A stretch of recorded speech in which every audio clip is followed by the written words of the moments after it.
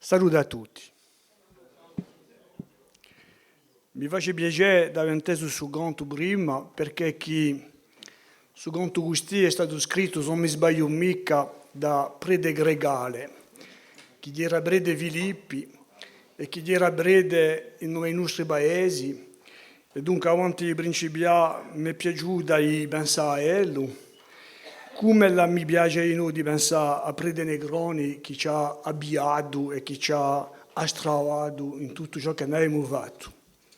J'ai bien conscience que certains n'ont pas compris, et je vais répéter en français, mais c'est bien aussi d'aborder le sujet en langue corse parce que la religiosité populaire a aussi sa langue, et sa langue populaire, c'est le corse ici.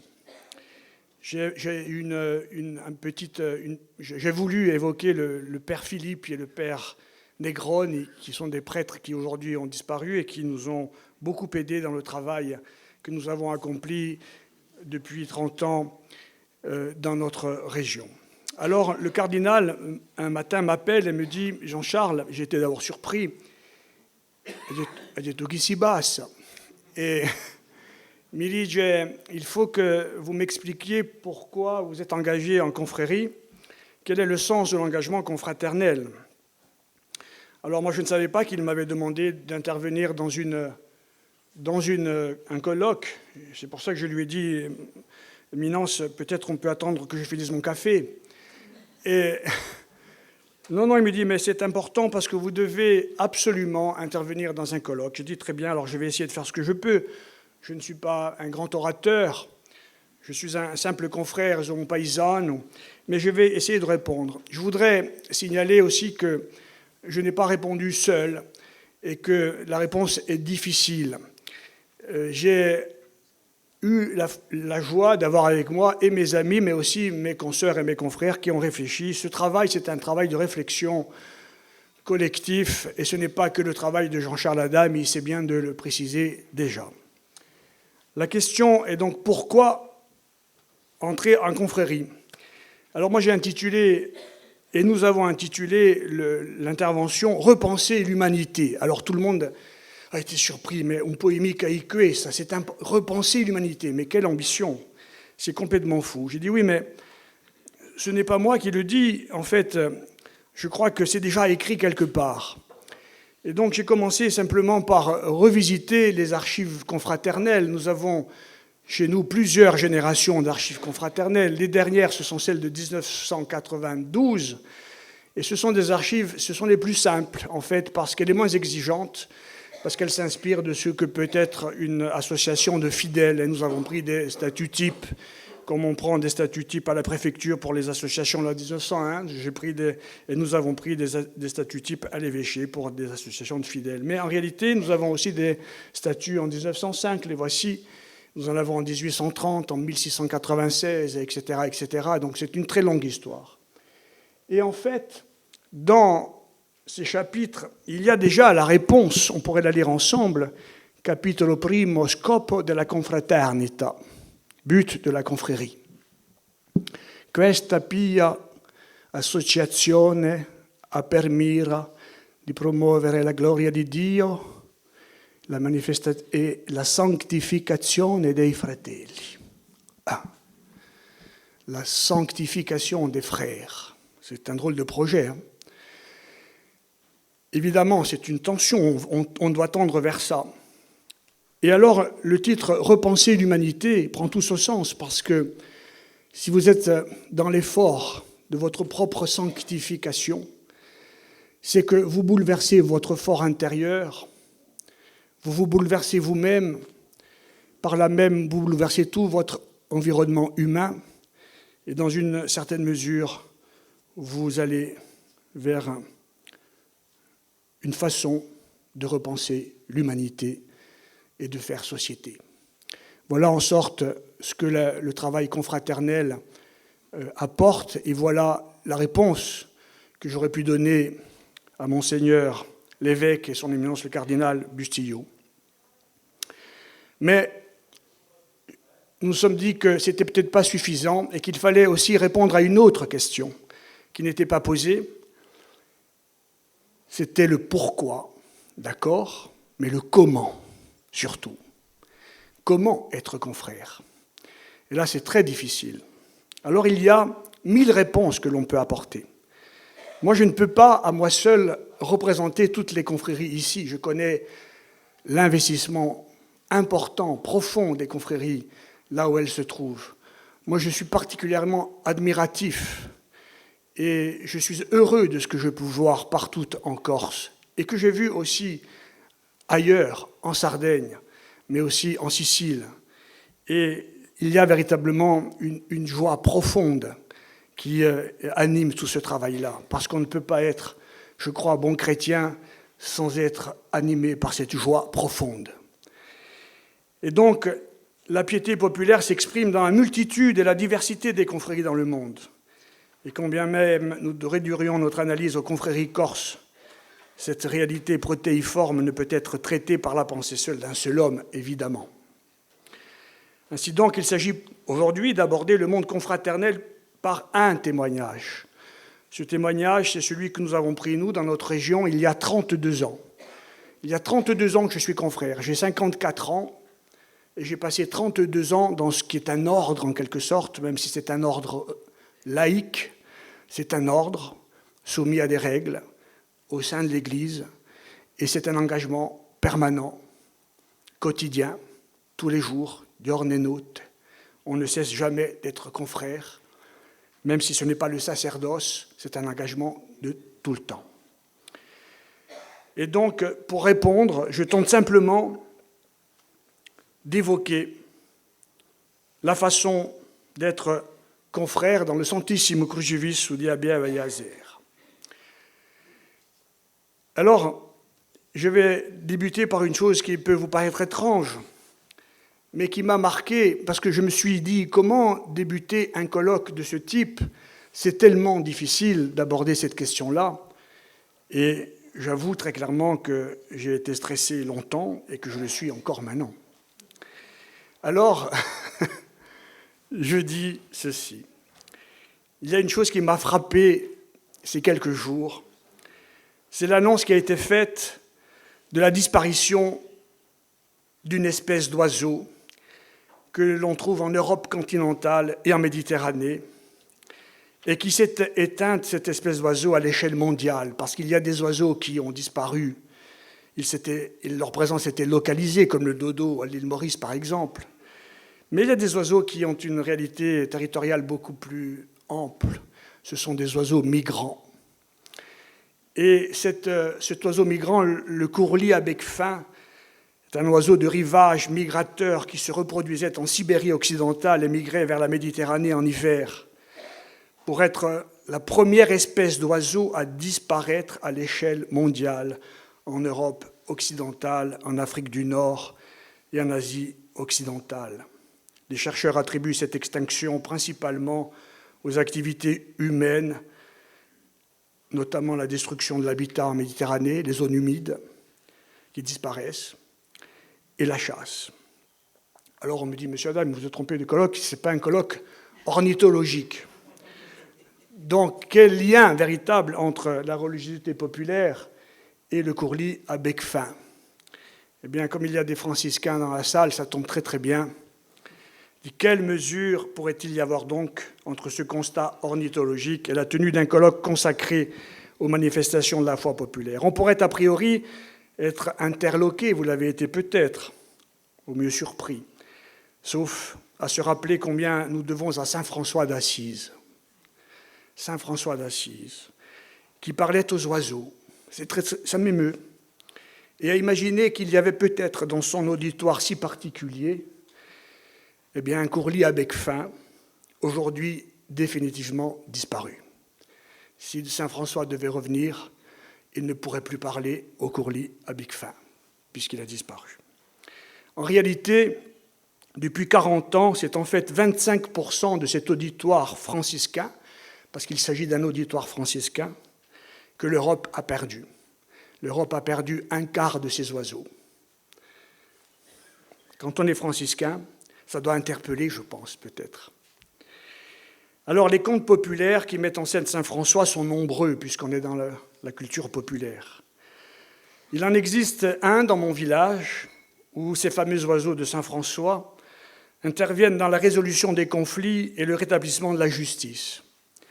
Le poverello, le petit pauvre, dans l'imaginaire enfantin, apparaît au même titre que certains toponymes.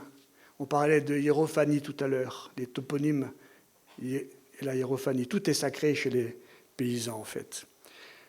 Les toponymes à connotation magique, le lac des elfes, ou la Walfino, ou encore la fontaine des fées, à Vuntana Yevade. Ce sont des choses qui ont nourri mon enfance et ma jeunesse. Eh bien, ces toponymes à connotation magique donnent l'amorce de la sacralité dans les jeunes esprits. Et saint François, lui, fait germer la foi sur un substrat magico-religieux païen qu'on a évoqué même en Sardaigne et qui existe chez nous aussi. Il faut dire que longtemps, les franciscains et plus largement les ordres mendiants, la confrérie dont nous parlons, est en fait une confrérie, la mienne, qui est affiliée aux Servites de Marie. C'est aussi un autre ordre mendiant, moins réputé peut-être que les franciscains, mais quand même très important. Et donc ces ordres mendiants ont fortement marqué la spiritualité chrétienne de nos communautés villageoises et rurales. C'est le sujet. Leur présence nombreuse pendant des siècles, le maillage territorial dont ils se sont dotés en fondant leurs innombrables couvents, tant en campagne qu'aux abords des villes, la nature même de leur spiritualité liée à la pauvreté mystique, ne pouvaient que fortement impacter le corps social. Dès le début, la stratégie évangélisatrice a d'ailleurs laissé toute leur place aux confréries de laïcs qui, au fil des siècles, ont fini par être vécues comme des formes particulières de sociabilité indispensables au subtil équilibre de la vie communautaire et villageoise. Il est à noter combien ces ordres mendiants ont donc su embrasser et dans une certaine mesure rendre intelligible pour les Corses eux-mêmes la complexité interne de l'île liée à des formes sociales tendanciellement autonomes et communautaires.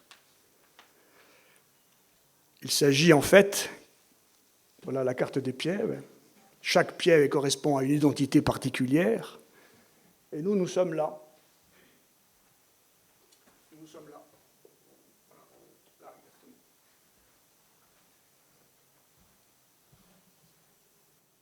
Et donc il s'agit en fait, comme nous le propose l'anthropologue Gérard Lanclus, d'une société villageoise composée de vallées, de communautés de villages, et bien que vous voyez ici, défendant leur propre souveraineté, souvent même contre l'idée d'État, au point de parler de société mosaïque. Une société mosaïque, la voilà.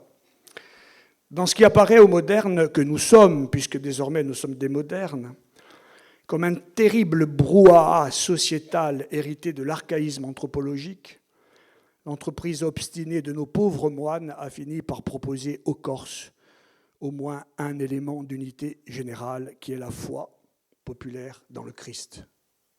C'est énorme. Mais comme ça a été évoqué ce matin, une foi inculturée, qui aujourd'hui encore garde malgré tous ses caractères ruraux, alors même qu'une nouvelle géographie humaine très compartimentée se dessine pour la Corse, désormais devenue essentiellement urbaine, périurbaine et littoralisée.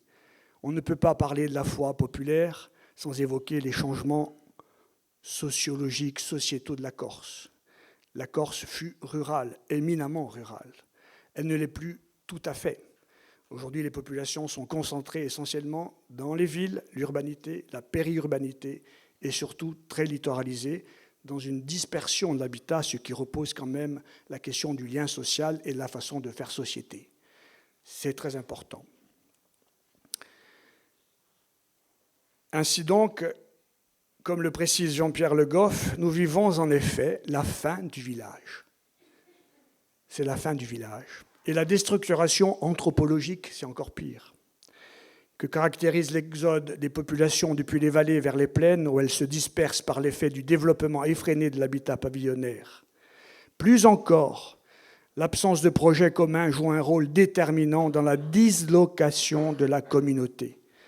La communauté est disloquée. Ce n'est pas les 900 sardes pieds nus que nous avons en Corse. Ça, c'est très difficile à retrouver. Nous vivons la dislocation de la communauté et la mosaïque évoquée plus haut revêt un caractère plus terrible et méconnu jusqu'alors, qui est celui de l'isolement individuel. Il y a beaucoup de gens seuls. Et pour être ensemble, c'est très difficile, parce qu'il ne s'agit pas d'être au même endroit pour être ensemble. C'est insuffisant. Pour être ensemble, il faut partager un projet commun. Si nous n'avons pas de projet commun, nous avons beau être au même endroit, au même moment, ça ne suffit pas. Si l'on retient qu'il n'y a pas de génération spontanée parmi les langues et que toutes ne sont que la projection parlée d'un type d'expérience humaine qui prévaut à leur naissance et à leur élaboration progressive, le corse, pour sa part, propose le terme cristiano. Que veut dire cristiano en corse? Il le propose dans une acception qui dépasse de loin le simple fait de se déclarer croyant et disciple du Christ. Le glissement sémantique, les linguistes parlent de glissement sémantique, opéré par l'héritage des siècles, lui donne finalement le sens d'homme, un cristiano et un homo. Les expressions idiomatiques, celles qui sont propres à certaines langues, quant à elles fournissent un parfait témoignage des préoccupations des peuples locuteurs, de leur articulation mentale et de l'ensemble de leurs prédispositions. Dans le contexte des mutations profondes que j'ai évoquées tout à l'heure, et parfois douloureuses, des formes sociales en Corse, la tradition parlée, puisqu'elle existe encore néanmoins, s'obstine à donner en héritage à qui voudra bien l'entendre, qui un cristiano solo et un cristiano perso. Un homme seul est un homme perdu. C'est peut-être là que se trouve incrusté le sens premier de l'engagement confraternel. La sanctification ne se fait pas seule. Il faut que nous la construisions ensemble.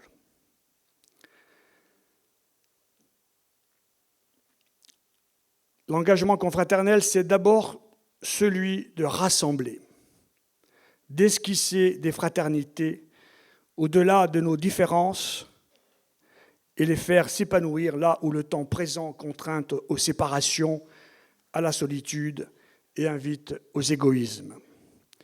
Entrer en confrérie et s'y engager avec détermination, c'est en ce sens faire acte de paix. Et nous attribuons en Corse à la paix une place de choix dans le registre de nos intentions et de nos bons vœux de Nouvel An. Vous le savez bien. Bondi, bon anno, bon cabuano, pace e salute per tutto l'anno. Très bien. Ça arrive bientôt. Alors, s'il est fort à parier qu'ici le terme salute ne signifie en aucun cas santé, mais plutôt le salut au sens de ce que l'on imagine de la félicité éternelle, savons-nous pour autant ce que le mot paix signifie pour nous et pour le mettre au cœur même de nos démarches? C'est très important de le préciser, selon moi. Il n'est pas rare de voir la langue s'exprimer en nous à sa guise. La langue, c'est pas, il faut pas, bien sûr qu'on la parle, mais elle parle aussi en nous. Et parfois, elle parle plus qu'on ne le croit en nous. En ce sens, l'étymologie, qui procède comme une véritable archéologie des mots, nous permet de mettre au jour l'insoupçonnable, en fait, ce que les mémoires, à la fois collectives et individuelles, n'ont pas pu ou pas voulu retenir de l'essentiel. En l'occurrence, paix ne trouve pas son origine dans le latin pax, pacis, mais dans une souche bien plus ancienne, certainement indo-européenne, qui donne témoignage d'une volonté particulièrement réfléchie de faire peuple dès les premiers temps. La racine pag, pac, signifie en effet attacher dans le sens d'unir, de souder. Elle revêt aussi l'idée de réparation. Si pour faire acte de paix, il faut bien entendu cesser toute forme de bellicisme, l'essentiel demeure cependant dans les efforts consacrés à la construction d'une concorde durable. En Corse, et là on devrait avoir une autre image, le premier à nous parler en ces termes de la paix est l'auteur Pedro Girneo. Il est parfaitement inconnu. Autrement dit, Pierre de Corse. Girneo, ça vient de Kyrnos, le nom grec de l'île, alors que Corsica est le nom latin. Né en 1447 à Felgedaligiani, en Castagniccia, sur la partie centre-orientale de l'île, tout près de chez nous donc, et probablement décédé en 1506 à Aliria, chez nous, où il était chanoine. Il est essentiellement connu pour être à l'origine d'une œuvre d'expression latine retraçant l'histoire de la Corse depuis l'Antiquité et intitulée De Rebus Corsicis. L'œuvre sera publiée pour la première fois en 1738 par le non moins célèbre écrivain, historien, linguiste et grammairien italien Antonio Muratori, que vous connaissez certainement. Pour prendre le contre-pied de ce qu'il définit lui-même comme étant des infâmes mensonges au sujet des Corses réputés sauvages et toujours prompts à la guerre, Pedro Girneo, en tant qu'auteur local, et c'est important de rappeler justement qu'il est un auteur local, parce que jusque-là, il n'y avait pas d'auteurs locaux, il y en avait un quand même, mais globalement, ceux qui parlaient de la Corse étaient des gens extérieurs à la Corse. Donc en tant qu'auteur local, s'attache à évoquer et à décrire précisément certaines formes de sociabilité paysanne de son époque. Faire société. On découvre en le lisant qu'en cas de litige, les membres de la communauté élisent parmi eux un homme d'une grande probité. Ils l'élisent. Celui-ci, rendu apte à juger les conflits et à exercer l'autorité nécessaire au rétablissement de la justice et de l'entente, assure ainsi l'indispensable cohésion communautaire en faisant tiers. Pour faire la paix, il faut un tiers souvent. En somme, l'auteur traite des paggieri, littéralement les faiseurs de paix, et dans leur fonction dévolue au sein des sociétés sans État, mais néanmoins organisées sur la base de rites et d'usages ayant force de loi, ils ont un rôle important. Notons que plus tard, et je parle sous le regard du professeur Graziani, au XVIIIe siècle, lorsque la Corse s'efforcera avec Pascal Paoli d'entrer dans la modernité étatique, parce que Paoli apporte la grande idée d'État, les constitutions criminelles du Regno Ligursica reprendront à leur compte le terme même de paggieri en leur assignant des fonctions de justice de paix en tout ou presque identiques à celles héritées des temps et si bien décrites par Pedro Girneo. Enfin, et c'est peut-être là l'essentiel, dans ma mémoire d'enfant, puisque je l'évoquais tout à l'heure, j'entends encore à Pianello, mon village, ma grand-mère dire « Quando ella girano lì da un paese, chiamavano a Don Gilormo che lui venissi a mette a bace. » Avez-vous compris? Lorsqu'il y avait un litige dans le village, on appelait Don Jérôme pour qu'il accourt, vienne mettre la paix. Je note au passage que les bâtons de confrérie s'appellent aussi page. C'est le bâton autour duquel on s'unit, autour duquel on est ensemble. Pour corroborer ce que j'ai dit de page et au sens étymologique. Donc les propos de ma grand-mère, en fait, me semblaient directement tirés des témoignages de Pedro Girneo. En réalité, le continuum culturel avait permis aux paggieri de franchir les temps pour être encore présents et actifs dans la Corse du siècle qui nous a vu naître. Don Gilormo n'était autre que le dernier représentant de la confrérie, avant que celle-ci ne s'éteigne en même temps que lui, en 1954. Et nous avons le registre de la confrérie avec son nom. Don Gilormo était à la fois confrère et faiseur de paix. C'est intéressant. Et c'est justement à Pianello, Caput Mundi, non? Petit village dépeuplé et haut perché à près de 1000 mètres d'altitude qu'en 1992 prendra corps un nouvel élan confraternel.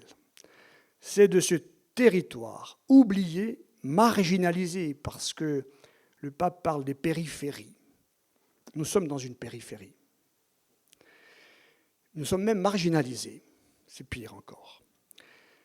Donc dans cette périphérie d'extrême ruralité, et sur la base de ce qui a été décrit, que nous proposerons un modèle de société idéal pour repenser l'humanité, là où on se trouve.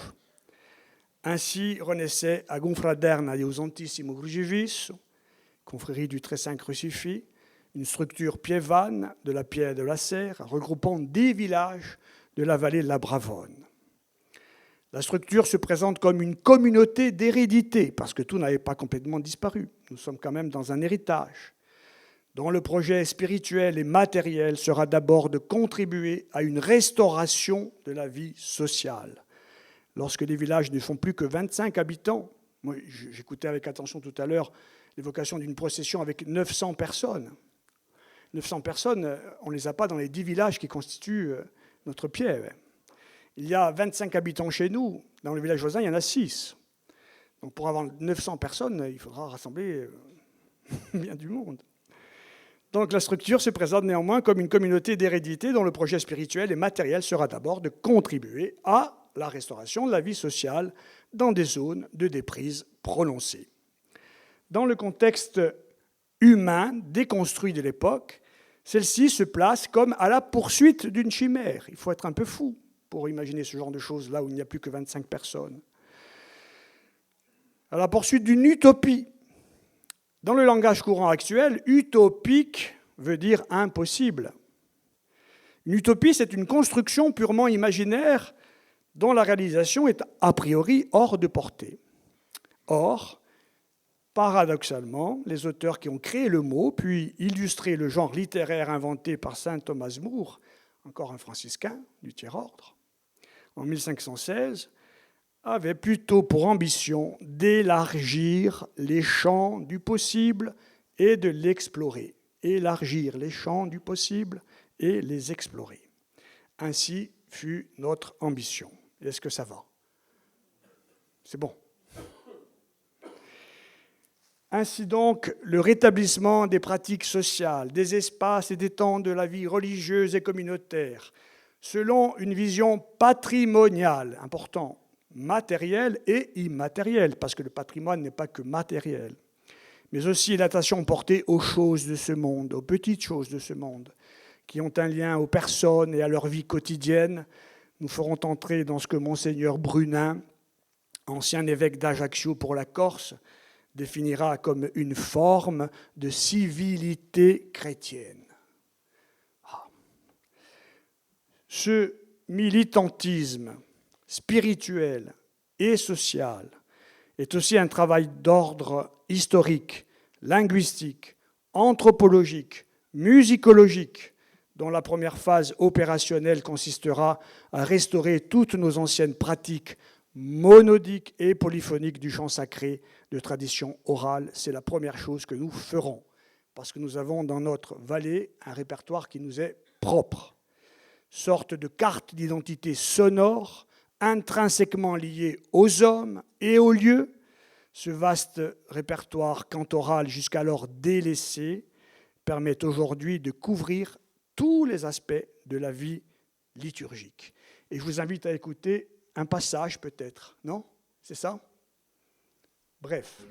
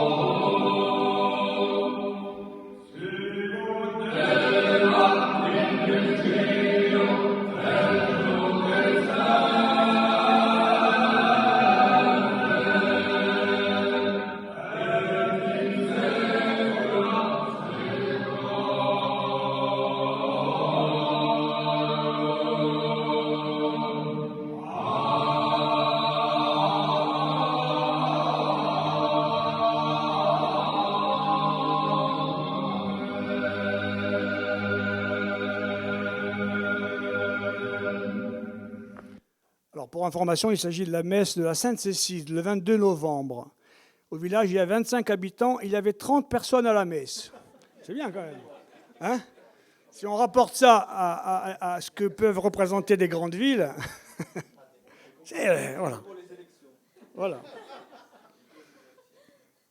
Alors, donc, dans les phases d'apprentissage et de transmission de ces chants-là, loin des normes de l'académisme, puisque nous sommes dans des chants populaires, ce processus de patrimonialisation est basé sur l'oralité et induit un lien fort.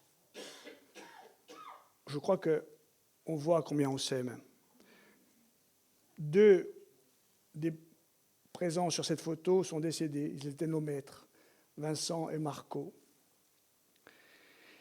Donc ce processus de patrimonialisation basé sur l'oralité induit un lien fort entre les chantres, hommes-mémoire. Ce sont des hommes-mémoire, détenteurs des savoirs et leurs apprenants.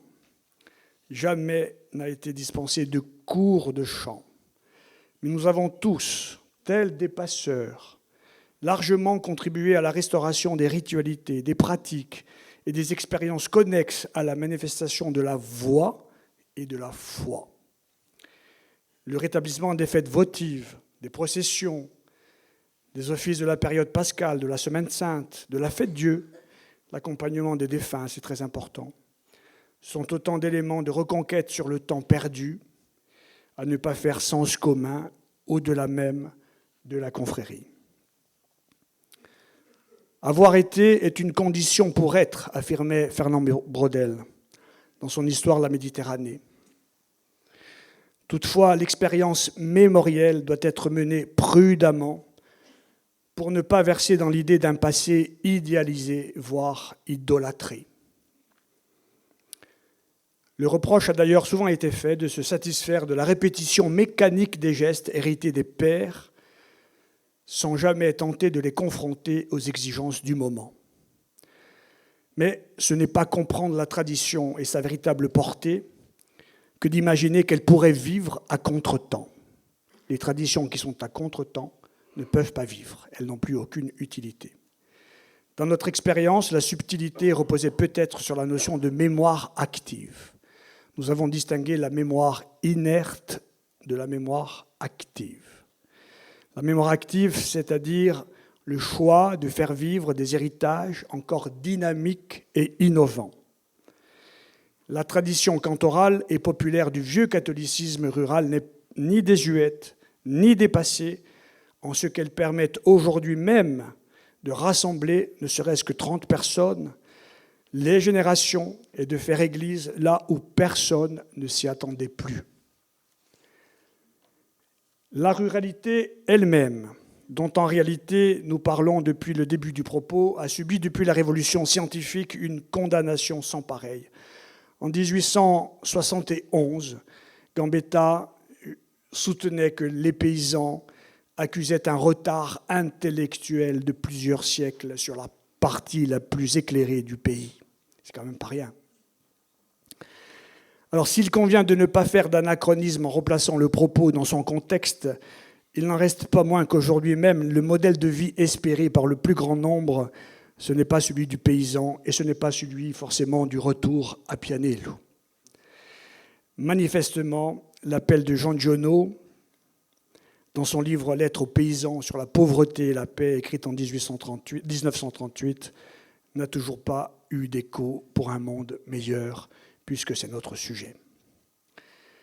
Ce mot incompris paysan mérite d'ailleurs toute notre attention. Il est celui qui trouve son origine dans le pays, nous le savons. Toutefois, deux remarques doivent être apportées pour une meilleure compréhension. La première est que le lien au topos du paysan fait de lui un archaïque au sens premier du terme, c'est-à-dire un homme ancien. Tout à l'heure, j'évoquais les modernes. Il est habité par le lieu qu'il occupe. Il est habité par le lieu et s'identifie à son terroir. Et le terroir, quant à lui, correspond au territoire, le topos, support d'un type d'expérience de vie où la mémoire prend corps et vient s'enraciner. Il est à noter que les langues paysannes, le corse par exemple, mais toutes les langues rurales, n'ont jamais obtenu de reconnaissance ni de statut suffisant pour assurer leur pérennité. Ces langues sont celles des périphéries rurales, déconsidérées et logiquement condamnées à disparaître. Ce sont pourtant ces langues premières, le pape parle des peuples premiers, qui offrent la possibilité d'un changement de paradigme culturel propre à nous rendre sensibles à la question environnementale et climatique. Quand on est des paysans, des villageois, on est quand même sensible à ça. Il suffit une nouvelle fois de laisser parler le Corse, qui n'établit aucune distinction entre le paysan et sa propriété foncière, en spécifiant lorsqu'il s'y trouve qu'Elu est nanta Elu. Le paysan, littéralement, est sur lui en Corse. En français, ça n'a absolument aucun sens.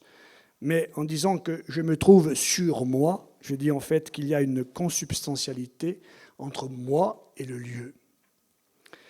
Et comme tiré du récit biblique de la Genèse, l'homme et la terre se confondent alors pour ne faire qu'un. Cette consubstantialité les rend interdépendants et s'en prendre à la terre, c'est mettre en péril l'homme lui-même. La seconde remarque souligne l'importance sémantique du mot paysano, qui dans notre tradition rurale ne revêt pas simplement le fait de se référer à un lieu d'origine et d'appartenance. Il évoque aussi toute la responsabilité civique de l'individu, on l'évoquait déjà un peu avant, chacun étant responsable de soi et des autres. Un paesano zibrista. Un paesano zibrista signifie qu'il prête, en somme, qu'il donne de sa force, de son temps à ses congénères qui en expriment le besoin. Des rassemblements à des fins d'œuvres communes, les obérades, se feront au bénéfice de particuliers qui, de leur côté, intégreront l'idée que la propriété n'a pas de valeur absolue, mais que sa vocation est aussi universelle. C'est aussi le discours de l'Église. Faire ensemble, au-delà des obérades, peut prendre une toute autre dimension lorsqu'on se défait de ses biens propres au profit du bien commun. Nous avons chez nous un exemple qui représente bien cette notion. Marestagno, c'est cette péninsule entre l'étang de Diane et la mer Tyrrhénienne. Il s'agit là de la mise en partage de parcelles rassemblées en un domaine de 280 hectares à compter du XVIIe siècle, dont les bénéfices, en plus de la propriété, ont été reversés à l'église paroissiale, alors rebaptisée Casa di Tutti, la maison de tous. La maison commune, avant d'être la mairie, ça a été l'église. L'objectif de cette donation étant d'accueillir les servites de Marie, mais aussi et surtout, à la fin du XVIIe siècle, à Pianello, Caput Mundi, d'ouvrir une école pour les enfants du village. Et la confrérie était garante de cela, puisque tous les actes authentiques sont versés dans les archives de la confrérie. Dans ce principe fondateur du don et du contre-don qui permet de faire société, le terme paesano exprime l'idée de parenté sociale. Quand l'on dit « si umo paesano », j'exprime une forme de parenté sociale. Le terme paesano exprime l'idée d'une parenté sociale que d'autres rites païens, mais christianisés, complètent, notamment celui du compérage de la Saint-Jean. Pe avere isangiua carrieramu prima e ancubiu seremawa, orbagemuji ogumpa o argemuji ogumma. Et à partir de cet instant-là, les paysans y sont parents comme s'ils étaient parents par le sang. S'engager en confrérie, c'est prendre part à cette construction dans la réponse mémorielle et dynamique que l'on doit apporter au désir de l'engagement citoyen moderne. Tout à l'heure, je parlais de civilité. Aujourd'hui, le terme qui est le plus utilisé, c'est celui de citoyen. Et peut-être même que la meilleure traduction du mot citoyen se trouve justement dans cet usage du mot paesano. Parce qu'on a tout inventé. cittadino, concittadino, etc. On a cherché. Non, mais nous avons une traduction véritable du mot citoyen qui est paesano. La prière, la lecture de la parole de Dieu et le travail sont comme, pour certains ordres, les piliers de la vie confraternelle. Nous devons être actifs, opérants, et par là même cultiver notre intimité à Dieu, être dans sa paix, comme évoqué tout à l'heure, au fin de manifester la projection de son amour dans nos réalisations concrètes. Nous avons choisi pour notre part de traiter la question semencière et plus largement le thème de la biodiversité cultivée. Cette volonté trouve sa logique dans la dévotion que nous avons pour saint Marcel Ier à Aléria, pape martyr, patron d'Aléria et de son ancien diocèse, mais aussi et surtout protecteur des semenciers et des grainetiers. C'est à San Marcello de Rome que se trouve le crucifix auquel nous sommes agrégés, et ce crucifix-là a été porté sur la place Saint-Pierre le vendredi saint en temps de Covid.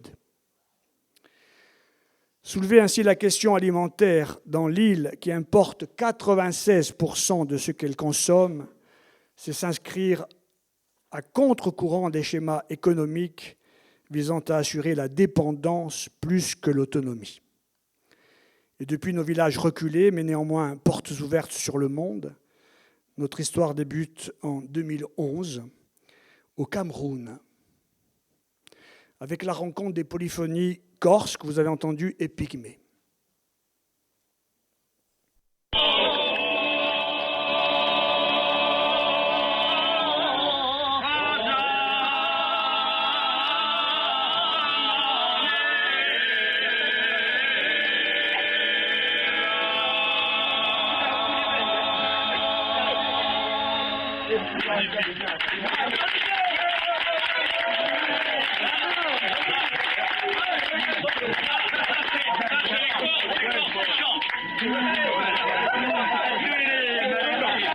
Il y a plein de liens a priori impossibles.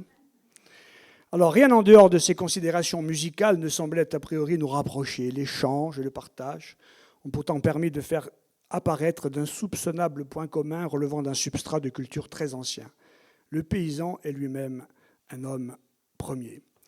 L'identité rapportée au lieu, l'abandon des éléments de transmission des savoirs et savoir-faire empiriques et traditionnels, le rejet des mysticismes et des pratiques magico-religieuses sont autant d'éléments parmi bien d'autres qui condamnent les Pygmées en tant que peuple, les contraignant à une normalisation et à une assimilation forcée.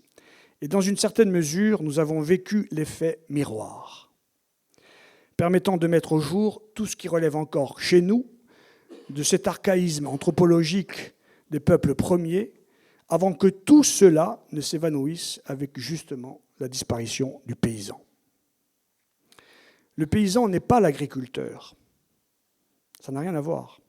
Le paysan n'a ni actif ni passif comptable. Être paysan n'est pas un métier, c'est un état.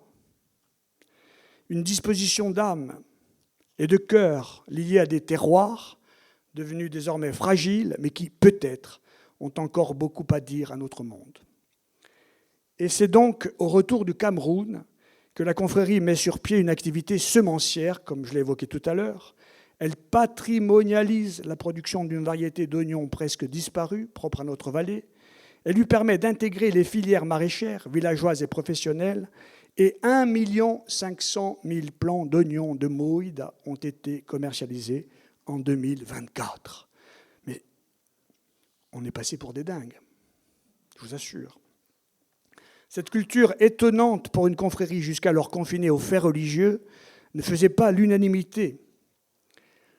En automasie déchet, mais elle sera légitimée à la publication en 2015 de l'encyclique Laudato Si portant sur l'écologie intégrale. Évidemment, l'écologie intégrale, c'est beaucoup plus vaste que l'environnement. Mais quand même, ça nous a permis d'y réfléchir. Et d'ailleurs, nous avons, par l'entremise du cardinal Mamberti, en signe de reconnaissance, nous adressons au Saint-Père un confrère rempli de semences ainsi que des images représentant notre saint patron Marcello. L'activité se prolonge dans le recensement et la sauvegarde de variétés potagères, fruitières et céréalières. Du foncier est mis à disposition par des particuliers, mais la stratégie souhaitée est celle de réinvestir les anciens espaces cultivés des couvents dispersés sur le territoire. À ce jour, le jardin des Jésuites à Bastia, ainsi que celui des Sœurs Clarisses pour l'instant en tout cas, et enfin celui des frères Servites avec nos frères du Santissimo Crocifisso à Belgodère, sont mis en culture dans l'espoir de développer un maillage plus important. Pour les céréales en particulier, 2 variétés endémiques à la Corse et disparues depuis fort longtemps ont été récupérées dans une banque semencière des États-Unis où elles avaient été déposées en 1921. Nous avons perdu toutes nos variétés endémiques. Et les variétés endémiques récupérées, ce sont les confrères qui les ont ramenées en Corse. Nous avons obtenu 5 grammes de semences pour chacune d'entre elles, d'abord multipliées par certains de nos partenaires et ensuite par nous-mêmes. Nous sommes aujourd'hui en mesure de semer 1 hectare, espérant récolter en juillet prochain 2 tonnes que nous allons transformer en farine et en pain, et en hostie peut-être. S'engager en confrérie, c'est aussi assurer la transversalité des démarches, dans le but de rassembler au-delà des baptisés et des croyants. L'idée, pour nous, est de mettre en partage. Et ici, un partage de prototypes vertueux de production qui rétablissent la confiance. Nous avons besoin d'avoir confiance dans nos capacités alimentaires. L'important, c'est de développer une pédagogie. Le confrère est aussi pédagogue. Une pédagogie tant sociale que scolaire. C'est pourquoi la confrérie s'est effacée. Les confréries ont vocation à impulser et à s'effacer ensuite. Là, elle s'est effacée au profit d'une association qui agit en milieu lycéen sur cette thématique dans le cadre d'une éducation au développement durable. Et il s'agit d'une association qui porte le nom de Custodi di Creado, c'est-à-dire gardien de la création. C'est quand même assez courageux de s'appeler comme ça dans une école laïque et républicaine. Mais puisque la laïcité est aussi en question dans nos débats, c'est un sujet qu'on peut aborder. Outre la référence à Saint-Marcel, cette démarche s'appuie sur la figure tutélaire de Nikolaï Vavilov, ethnobotaniste russe qui, dans le cadre de ses campagnes de collectage, parcourt la Méditerranée en 1927. La Méditerranée qui est notre grand sujet. Il fonde à Saint-Pétersbourg la première banque semencière au monde, où il introduit, écoutez bien, 8000 variétés corses.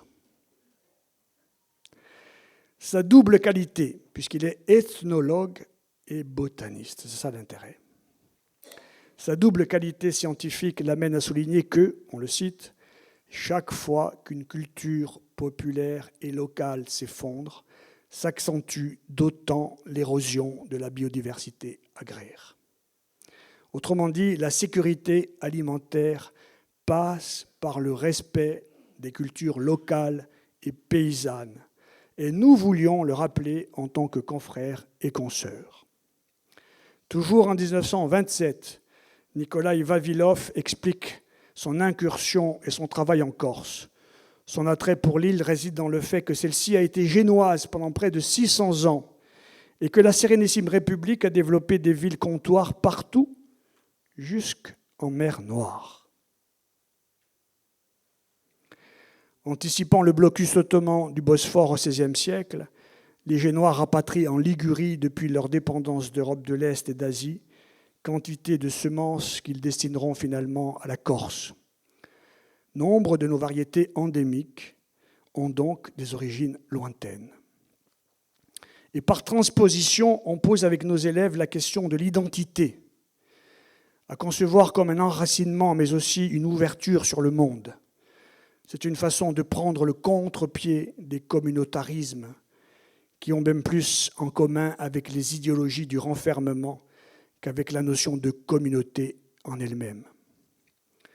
Aujourd'hui, cette ouverture méditerranéenne pose naturellement la question des migrants. Le triste sort qui leur est réservé doit interpeller notre sentiment d'humanité. avec le pape François, l'Église a déjà réagi face aux instrumentalisations constatées des identités et de la foi. À notre modèle échelle de petite structure confraternelle de Corse, donc à notre modeste échelle des confréries de Corse, sardes, Orosei et siciliennes Mussomeli, se rencontrent sur cette thématique. Comme un cri d'alarme, leurs échanges portent le nom de Lamento del Mediterraneo. Leur rôle est d'inviter à se laisser émouvoir par le don de vie, don de Dieu, droit inaliénable de tout homme, quelle qu'en soit l'origine, la couleur, la philosophie ou encore la religion. Le fait le plus marquant pour nous a certainement été de voir en Sicile la digne sépulture donnée aux frères africains dans les propres tombes familiales des confrères de Mussomeli, qui est en fait la grande capitale des confréries en Sardaigne, si je ne me trompe pas, en Sicile. C'est en effet ce qu'il convient de faire, selon l'usage ancestral de nos associations pieuses, pour les indigents et les malheureux, leur donner une digne sépulture. S'engager en confrérie, c'est rappeler, comme le fait la philosophie empirique paysanne, che noi siamo tutti sotto lo stesso cielo. Nous sommes tous sous les mêmes cieux. La foi, l'espérance, la charité charpentent la vie de chaque chrétien. Et pour conclure, je dirais que la charité, qui est l'acte d'aimer, et le corse nous le précise mieux que le français, ti dengo caro, je t'aime, carida, est à la fois la raison et le moyen d'être confrère. À chaque structure, là où elle sera appelée, de trouver la façon de mettre en pratique la plus grande des vertus théologales. Je vous remercie et avant de vous quitter, je laisse la parole à l'avenir, puisque vous constaterez qu'on nasce mai nemo imparato. Personne n'a la faculté de naître éduqué et appris. Personne ne dispose de la science infuse et que le cheminement confraternel est semé d'embûches, l'essentiel demeurant dans le désir et l'intention de s'améliorer avec le Christ pour modèle central. Merci beaucoup.